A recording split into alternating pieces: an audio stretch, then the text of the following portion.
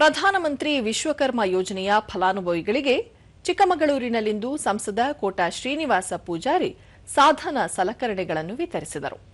ಈ ವೇಳೆ ವಿಶ್ವಕರ್ಮ ಯೋಜನೆಯ ಆಯ್ಕೆ ಸಮಿತಿ ಸದಸ್ಯರಾದ ರವೀಂದ್ರ ಬೆಳವಾಡಿ, ಸಂತೋಷ್ ಕೋಟ್ಯಾನ್, ವೆನಿಲಾ ಭಾಸ್ಕರ್ ಸೇರಿದಂತೆ ಹಲವರು ಉಪಸ್ಥಿತರಿದ್ದರು.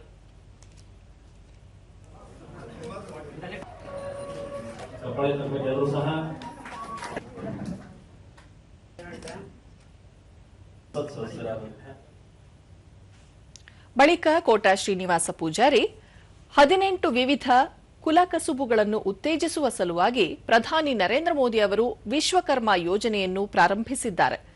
ಗುರುತಿಸಲಾದ ಕುಲಕಸುಬುಗಳಲ್ಲಿ ತರಬೇತಿ ಪಡೆದವರಿಗೆ ಸಾಧನ ಸಲಕರಣೆ ನೀಡಿ ಸ್ವಉದ್ಯೋಗ ಕೈಗೊಳ್ಳಲು ಪ್ರೋತ್ಸಾಹಿಸಲಾಗುತ್ತಿದೆ. ಚಿಕ್ಕಮಗಳೂರು ಜಿಲ್ಲೆಯಲ್ಲಿ 11,600ಕ್ಕೂ ಹೆಚ್ಚು ಅರ್ಜಿಗಳು ಬಂದಿದ್ದು, ಅದರಲ್ಲಿ 7,000ಕ್ಕೂ ಹೆಚ್ಚು ಮಂದಿಗೆ ತರಬೇತಿ ನೀಡಿ ಅವರಿಗೆ ಸಲಕರಣೆಗಳನ್ನು ನೀಡಲಾಗಿದೆ ಎಂದು ಹೇಳಿದರು. ಈ ಯೋಜನೆಯಲ್ಲಿ 11,600 ಅರ್ಜಿಗಳನ್ನು ಪರಿಶೀಲನೆ ಮಾಡಿದ್ದೇವೆ. 7,097 ಅರ್ಜಿಗಳನ್ನು ತರಬೇತಿ ಅನುಮೋದನೆ ಮಾಡಲಾಗಿದೆ. ನಮ್ಮ ಜಿಲ್ಲೆಯಲ್ಲಿ 9 ಸರ್ಕಾರಿ ಮತ್ತು ಖಾಸಗಿ ತರಬೇತಿ ಕೇಂದ್ರಗಳಿವೆ. ದೂರದರ್ಶನದೊಂದಿಗೆ ಫಲಾನುಭವಿ ಹೇಮಾ 5 ದಿನಗಳ ಕಾಲ ಟೈಲರಿಂಗ್ ತರಬೇತಿ ಪಡೆದಿದ್ದು, ಇದಕ್ಕೆ ಸಂಬಂಧಿಸಿದ ಸಾಧನ ಸಲಕರಣೆ ನೀಡಿದ್ದಾರೆ. ಇದರಿಂದ ಸ್ವಉದ್ಯೋಗಕ್ಕೆ ಅನುಕೂಲವಾಗಿದೆ ಎಂದರು. ಸರ್ಕಾರದಿಂದ ಹೆಲ್ಪ್ ಆಗಿದೆ. ಮನೆಯಲ್ಲಿ ಸುಮ್ಮನೆ ಅಡಿಗೆ ಮಾಡ್ಕೊಂಡು ಸುಮ್ಮನೆ ಇರೋಕ್ಕಿಂತ ಇದು ಎಷ್ಟೋ ಪರವಾಗಿಲ್ಲಲ್ಲ.